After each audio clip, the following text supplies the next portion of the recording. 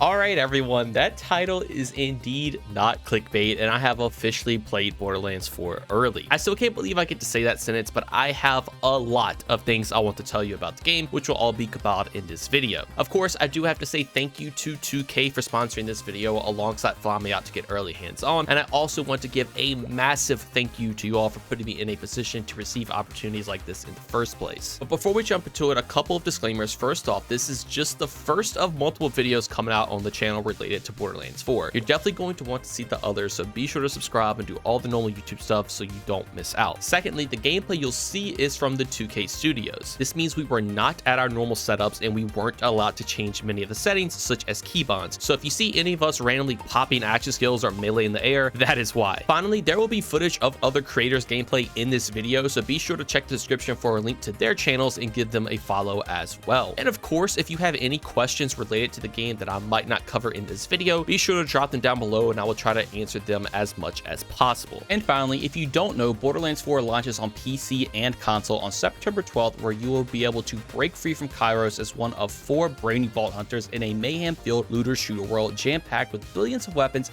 outrageous enemies, and intense co-op action with up to 3 other players with full cross-platform support. But with all of that out the way, let's jump into my first impressions of Borderlands 4. So starting off, I want to talk about the game's pros, and there are quite a lot. Before recording this, I wrote down a massive pros and cons list, and let's just say the pro side is completely filled while the con side has very little. I'm very happy with the time I got to spend with the game, but that doesn't mean I'm not concerned about some small things. But first things first, I think we should mention the movement. This is a significant new part of the game, and I'm excited to say that it feels incredible. All of the new systems from grappling, dashing, double jumping, and gliding feel like they should have always been in Borderlands from the start. I believe it will legitimately be challenging to go back and play other games just because of how fun the movement was in this one. You can use your grapple to get to new areas, find secrets, and even pick up things to throw at enemies. You can use your dash to move around quicker, dodge attacks, and get over gaps that a jump normally wouldn't let you do. You can even use the double jump to do pretty much the same thing while adding other movement tech on top of that. I will say gliding is the least flashy thing that you can do out of all the new movement tech, but obviously it still has its implications and still feels great. I honestly just didn't find myself using it too much unless it was just to get to a certain area where you had to use it. But combining and comboing all of those new movement techs with the usual sprinting and sliding, you can get some crazy movement speed going on, and it is an absolute blast. All of it would chain into each other, so you can go in for a grapple, double jump off of that, go into a glide. As you land, you can slide on the ground, go with the momentum, then go in for another dash. It is a crazy amount of combos you can do, and it makes the game feel so fun to play. However, there is a stamina bar to limit that slightly, but it does seem that you're going to be able to upgrade that, and even at level 5 it already felt amazing, so I can only imagine when your max level have all the upgrades, it is going to feel phenomenal. Coming out of the gameplay session, honestly all I could think about was being at my setup using my keybinds just to start chaining together some crazy movement and literally fly around the map like a rocket. But with the new movement being such a positive, there obviously needs to be a place to use it, and that is where the new world comes in. As you all have probably seen, they're going for a more open world approach this time around, and I can confirm that the maps are indeed massive. I legitimately spent around 10ish minutes at the end of our gameplay session just driving around the world, and I still didn't cover the whole map. On top of that, in this game build, there were some areas that were still blocked off, so even if I did cover everything, I still didn't have access to it all. The other creators and I had multiple conversations about where I would find something that they didn't, or vice versa. This is not only because the map is massive, but also because there's actually seemed to be a lot to do. From the main quest, side quest, world events, and just so many little places to explore, it honestly got a little overwhelming with the time constraints that we had. With that being said, when we have an unlimited amount of time, it will feel amazing to explore everything. I had such an itch to go back and traverse the map just to see what I could find, but unfortunately I wasn't allowed to. With that said, traversing the map is easier than ever because of your instant summon vehicle. This is an excellent quality of life change, and it seems like you could honestly take it anywhere you want it to. I had multiple occurrences of, it doesn't really look like I should be able to go over there, but then the game just let me. I was honestly shocked at just how much you could explore and just how little limitations there were. On top of that, the world events also seem to be very cool. I had one where a giant spaceship thing came down, and you could basically get sucked up inside of it and try to take down all of their supplies while fighting a ton of enemies. I even had one where a mission boss seemingly respawned as a world boss. You'll see in the gameplay I fight an enemy named Horus, and then I will eventually just fight that same boss just out in the world, which is kind of crazy. But outside of the world events, I even found a secret boss area off the beaten path and multiple chests that require puzzle-like mechanics to open. Overall, the world itself is absolutely gorgeous and it seemed alive and massive, and even with that, there were no load times and you could genuinely explore whatever you wanted to. So to explore the world, you obviously will have to pick a Vault Hunter, and I'm very excited to say that they seem incredible. We only had access to Vex and Rafa at this event, but both were a ton of fun to play. I think Rafa was the most popular among all the creators out there, but you all know me, I'm a Siren guy at heart, so Vex was my favorite. Regardless, both of them have massive skill trees and all the skills, augments, and capstones are very cool. I'll have separate videos going over all of them for both Vex and Rafa if you would like to see those. But I think it is safe to say that build crafting in this game is going to be insane. The developers themselves stated to me in an interview that they want everyone's Vault Hunter to feel unique to them. I honestly think this will be achievable with just how much build customization there seems to be. Combining these massive skill trees with class items and the brand new ordnance, rep kit enhancements, passives, and set bonus systems, the possibilities are honestly going to be endless. I was so eager to get back home so I could start looking over all of these skills and seeing the crazy synergies that will be available. But like I said, all those skills will be in 2 separate videos, so if you would like to see those, be sure to check them out. But for this one, let's talk about the action skills and passives for a second. So for Vex, her passive is going to allow her skills and melee damage to basically change to whatever elemental weapon she is holding. This honestly was very helpful at times if you were trying to match certain elements to certain damage types, and if you had a Molly-on weapon, it made it even better. For her action skills, she has Incarnate, which basically lets you do a massive explosion around you, fully restoring your health, and then you can proceed to throw out almost grenade-like blasts that do more damage. You can even end this action skill early if you would like to preserve some action skill cooldown rate. Honestly, out of all her action skills, this one was my least favorite, at least at level 5. Her next one is Dead Ringer, where you can summon 3 minions of your choice with melee or ranged damage. This one was honestly pretty fun, and I think there will be some crazy things you can do with some of her later augments and capstones. And then finally, her last one is Phase Familiar, and with this one equipped, you get a companion named Trouble by your side at all times. And when you use your action skill, you command Trouble to teleport to a specific area, and they turn into a badass.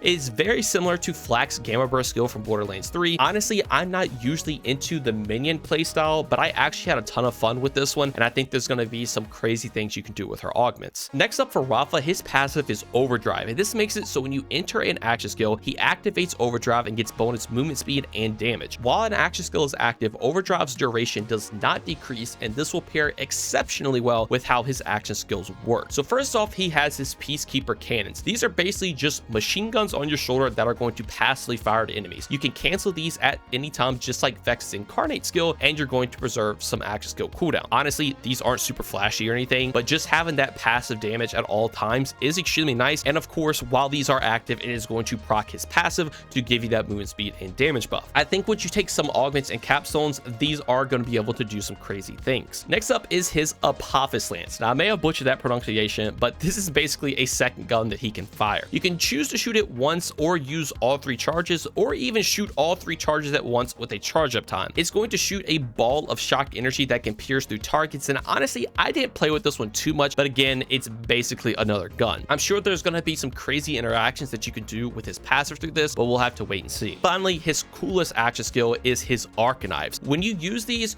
you quite literally pull out 2 blades and you run around the map in third person, allowing you to just slice enemies and do crazy combos. If melee is your thing, you are for sure going to want to use Rafa solely because of this action skill. It is a ton of fun at base, and it only gets crazier with the augments and capstones. I will go on and spoil one for this video. Basically, when your action skill runs out, you can stay in your action skill, but instead you just lose health. So if you build into lifesteal, you can basically keep this action skill up forever. But once again, like I said earlier, I'll have separate videos going over all the augments, capstone skills, and everything that you would like to see if you want to learn more. If there was one thing I had to say I was the most excited coming out of this playtest, it is 100% the build crafting aspect. I genuinely believe this is going to be the most diversity we have ever seen in any Borderlands game, and I cannot wait to start theory crafting everything. But now let's talk about some of the new and returning systems in the game. First off is the brand new ordnance system. Going into it, I was a little skeptical on how I would feel about them changing this, but in all honesty, it does feel very good. There seems to be a ton of ways to build into the new system, and I think that will make for some pretty unique builds. All the damage types in the system also seemed solid, maybe with some grenades feeling a little weak, but this could just be because I didn't have a good one. Heavy weapons like rockets were obviously obviously putting out a lot of damage, but the one that shocked me the most were throwing knives. I'm not joking when I say the moment I threw one, I knew I had to make a build around them. Not only are they incredibly satisfying, but they also do a ton of damage. In most cases, I feel like choosing a throwing knife over a rocket would be crazy, but it really is not in this game. I'm very excited to see what builds we can have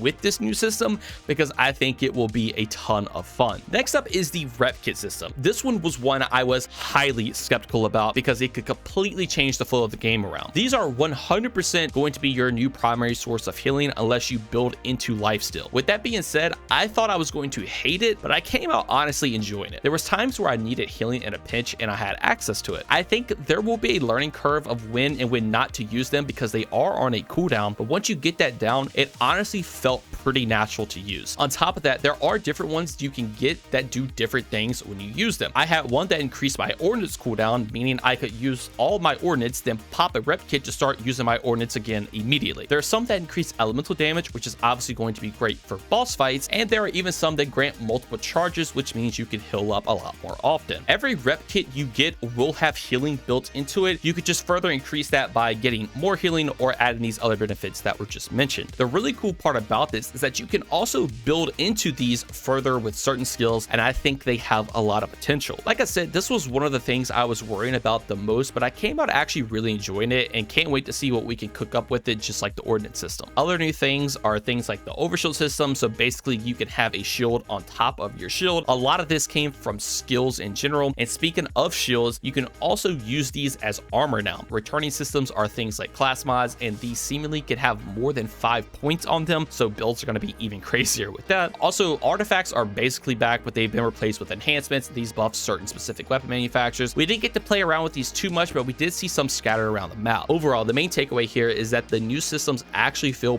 pretty good to use, and I'm excited to see what build crafting potential there is once we get access to everything. But just in my first play session, I'm absolutely not mad at anything. But before we jump into the small amount of cons that I do have, I want to mention a few extra things that I really enjoy, but kind of have a slight concern about. First off, respawning bosses with Moxie's machine is phenomenal. The respawn instantly happens the moment you hit it, and it will make farming a lot more fun, especially if you're doing it in a group. However, at least the version we played, there was an in-game price for it. My main concern for this is that the money you get for farming a boss has the potential to just go away depending on the price it takes to respawn. I personally feel that just making this free is the way to go, but regardless, the new system is incredible and it's going to make farming a lot more fun. Next up is the loot, and it feels crazy. With the new license part system, I had a Jacob shotgun, but it reloaded like a TDR. Also had a Torg AR, but it charged up like a Ripper gun. There's a lot of crazy things that can happen, but at the same time, it might make it pretty tricky to get the god roll that you want. At some points, I had weapons with 3 manufactured parts on them, so you can imagine the crazy things it could do. My main concern is that if you don't like a particular manufacturer, it might make a lot of the loot feel kind of bad. For example, let's use my Jacob shotgun. If you are not a fan of TDR reloads, then that weapon is immediately going to feel bad to you. If you get the perfect parts on the shotgun that you've been farming for, and then you see that you have the TDR manufacturer on it, it's going to feel really bad and you're not going to want to use it. These weapon parts are not just stat changes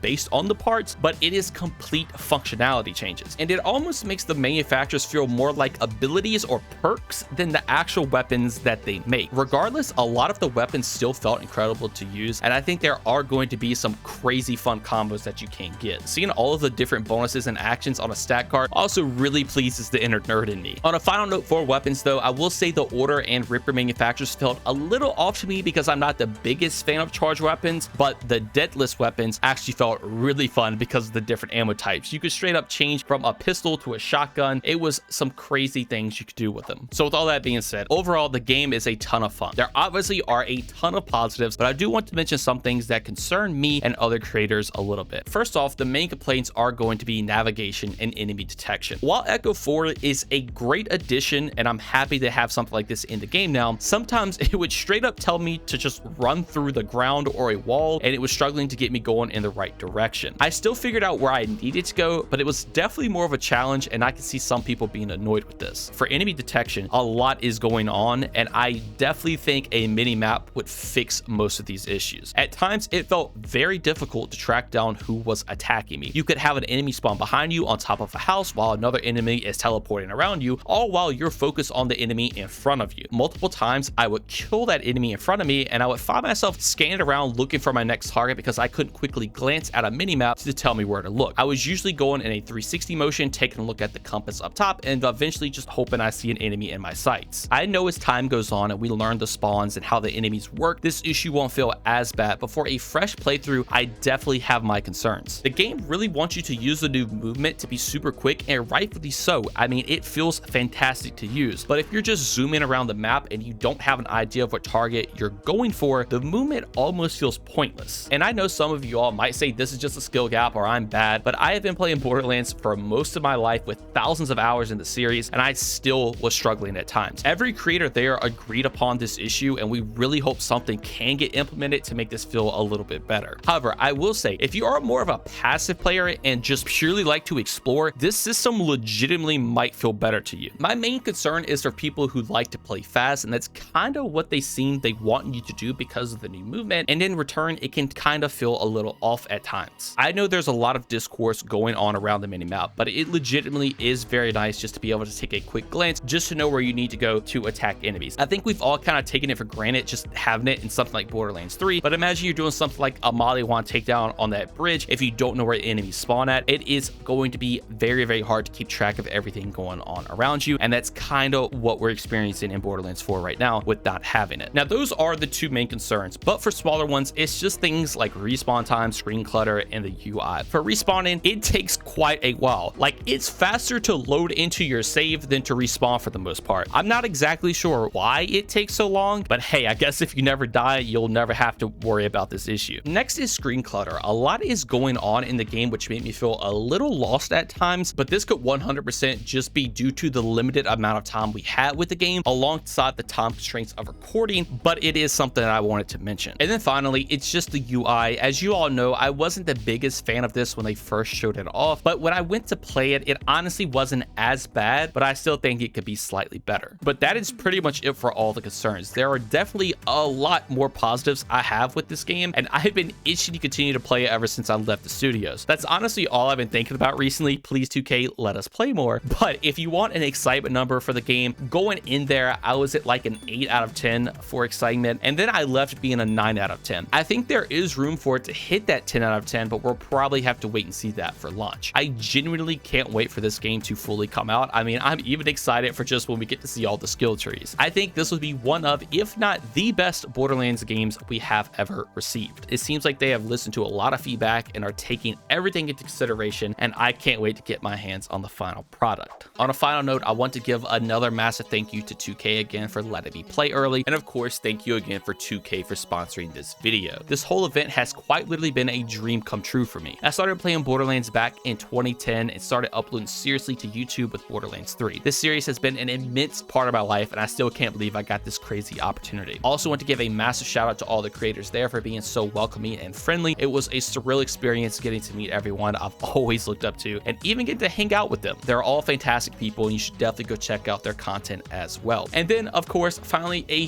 huge thank you to all of your support over the years. If it wasn't for you, I could never have opportunities like this even arise, and just know I'm forever grateful for each and every single one of you. I literally remember starting the channel posting Borderlands 3 content with 60 subscribers, and now our community has grown to a total of 60,000 subscribers, and I'm getting to play one of my favorite series early. But that's enough for me. I could probably continue yapping for another hour, but for your sanity and for the videos linked, I'll end it here. Be on the lookout for the other videos coming out soon, and of course, be sure to stick around for the full release of the game because I will be going hard on it. But that is going to do it all for me. Let me know what you all think about things in the comments below. I want to thank you all so much for watching, and I hope you all have a great day.